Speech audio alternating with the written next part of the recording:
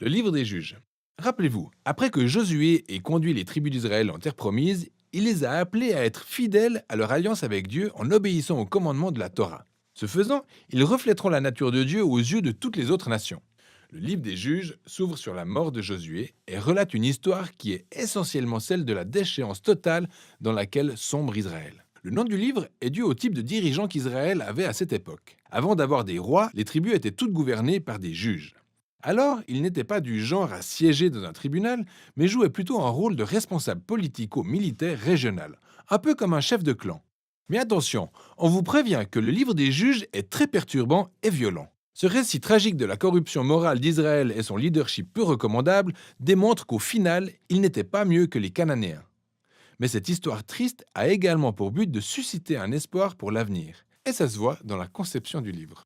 Une longue introduction plante le décor de la déchéance d'Israël à venir, puisqu'ils n'ont pas réussi à chasser tous les Cananéens. Ensuite, la grande section principale du livre déroule des histoires où on voit le niveau de corruption des juges d'Israël se dégrader progressivement au fil du temps. Elle montre les leaders d'Israël passer de très bien à correct, puis mauvais, pour finir par le pire. La très perturbante conclusion montre la corruption du peuple d'Israël dans son ensemble.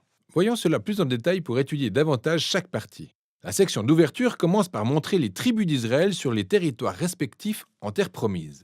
Même si Josué avait conquis d'importantes villes cananéennes, il restait encore beaucoup de territoires à prendre sur lesquels vivaient de nombreux Cananéens. Le chapitre 1 fournit donc une longue liste de villes et groupes cananéens qu'Israël n'a pas réussi à chasser de la terre promise. Pour rappel, le fait de chasser les Cananéens était le moyen d'éviter à Israël d'être exposé à leur corruption morale et leur adoration d'idoles par des pratiques comme le sacrifice d'enfants. Dieu a appelé Israël à être un peuple saint, mais c'est vraiment loin d'être le cas. Le chapitre 2 décrit le processus par lequel Israël a commencé à adopter toutes les pratiques culturelles et religieuses des Cananéens au point de devenir exactement comme eux. Et c'est là où s'arrête cette histoire. Pendant presque tout un chapitre, le narrateur nous donne un aperçu des événements à venir dans la suite du livre. Selon le narrateur, cet épisode constitue dans l'histoire d'Israël une succession de cycles amorçant une spirale de décadence qui changera la face d'Israël dont le péché contre Dieu rappelait étrangement ceux des Cananéens.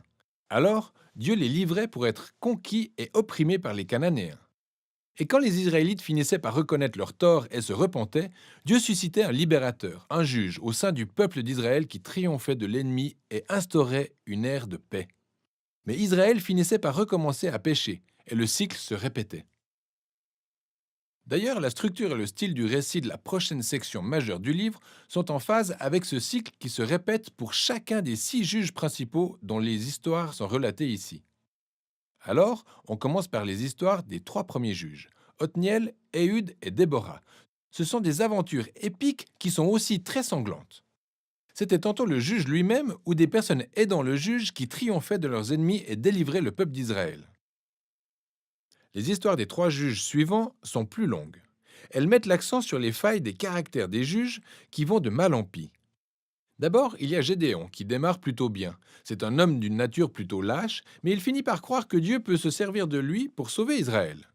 C'est ainsi qu'il réussit à vaincre une armée de Médianites avec seulement 300 hommes armés de torches et de vases en argile.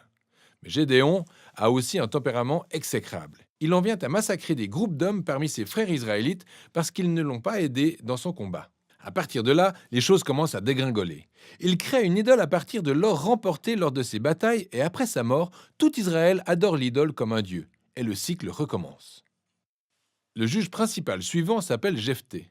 Il a plutôt l'air d'un gros bras de la mafia vivant dans les collines et quand les choses tournent vraiment mal pour Israël, les anciens viennent le trouver en le suppliant de les aider. Jephthé était un leader très efficace. Il a remporté plusieurs batailles contre les Ammonites, mais il était si peu familier du Dieu d'Israël qu'il le traitait comme un dieu cananéen, au point de jurer de lui sacrifier sa fille s'il remportait la bataille. Cette histoire tragique montre jusqu'où Israël a chuté.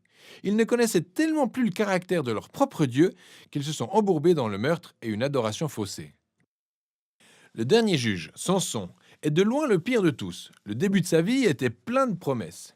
Mais il n'a absolument aucun respect pour le Dieu d'Israël. Il était volage, violent et arrogant.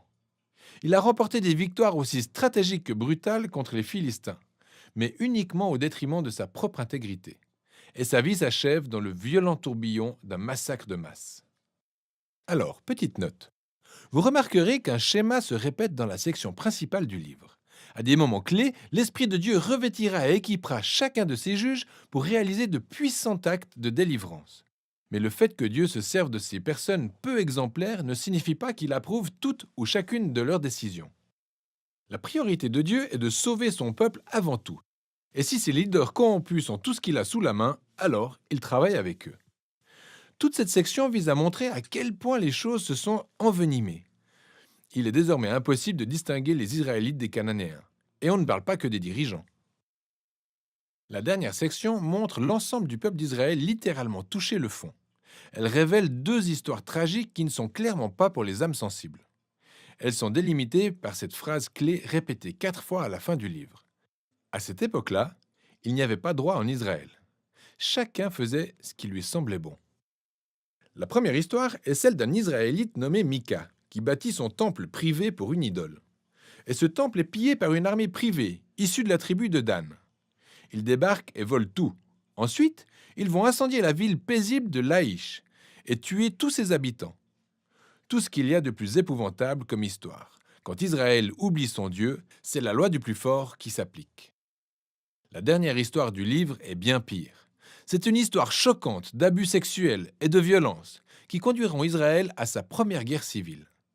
Elle est absolument perturbante et c'est bien le but. Ces histoires doivent servir d'avertissement. La spirale autodestructrice dans laquelle Israël a basculé est la conséquence de leur éloignement des voies du Dieu qui les aime et les a délivrés de l'esclavage en Égypte. Et maintenant, Israël a encore bien besoin d'être délivré, mais de lui-même cette fois. La seule lueur d'espoir dans cette histoire se trouve dans cette phrase répétée dans la dernière partie du livre. Et c'est même la phrase qui conclut l'histoire.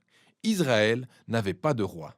Le décor est donc planté pour les livres suivants qui racontent les origines de la famille du roi David, le livre de Ruth, ainsi que les origines de la royauté même en Israël, le livre de 1 Samuel. Mais la tragédie liée à l'histoire des juges n'est pas sans intérêt. Elle lève le voile sur des aspects de la condition humaine qui poussent à la réflexion. Et au final, elle souligne notre besoin de la grâce de Dieu par laquelle un roi viendra sauver son peuple. Et voilà pour le livre des juges.